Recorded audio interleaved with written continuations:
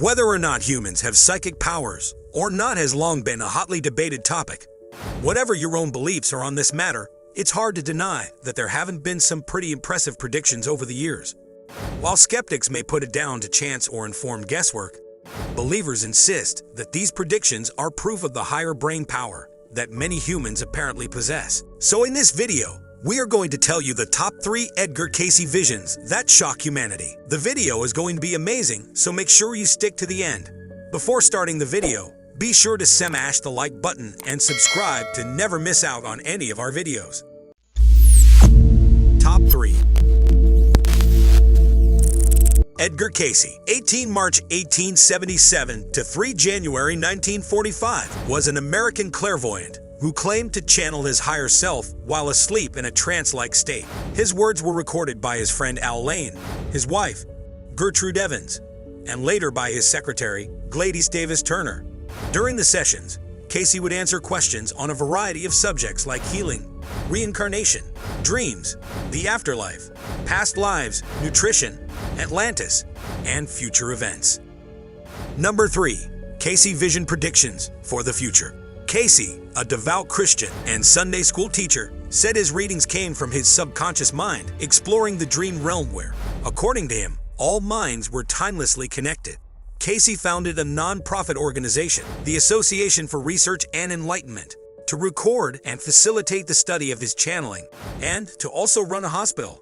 Cayce is known as the Sleeping Prophet, based on the title of journalist Jess Stern's 1967 Cayce biography.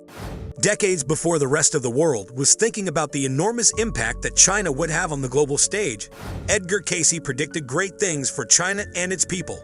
On one occasion, Cayce told a group of people that eventually China would become the cradle of Christianity, as applied in the lives of men. This suggests the personal application of spiritual principles would become paramount to the Chinese people. Cayce then went on to caution that it would take a long time to manifest, but that it was the country's destiny.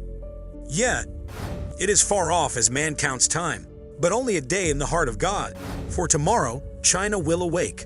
On another occasion, when a 36-year-old book publisher asked about the destiny of China in 1943, just prior to his own trip to the country to serve in the capacity of a missionary, Cayce promised amazing changes in the country that would lead to more democracy and greater religious freedom.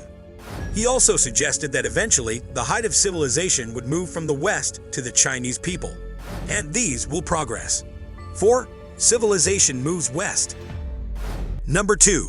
Secret of Sphinx. In 1971, Leonard, a bored sophomore at the University of North Dakota, wasn't planning to search for lost civilizations, but he was looking for something, a meaningful involvement. He dropped out of school, began hitchhiking, and ended up in Virginia Beach, where he sought out Cayce's son, Hugh Lin, the head of holistic medicine and paranormal research foundation his father had started. When the foundation sponsored a group tour of the Giza Plateau, the site of the Sphinx and the pyramids on the western outskirts of Cairo, Leonard tagged along. It was hot and dusty and not very majestic, he remembers. Leonard married an Egyptian woman and spent the ensuing years plying his drafting skills to win work mapping archaeological sites all over Egypt. In 1977, he joined Stanford Research Institute scientists using state-of-the-art remote sensing equipment to analyze the bedrock under the Sphinx. They found only the cracks and fissures expected of ordinary limestone formations.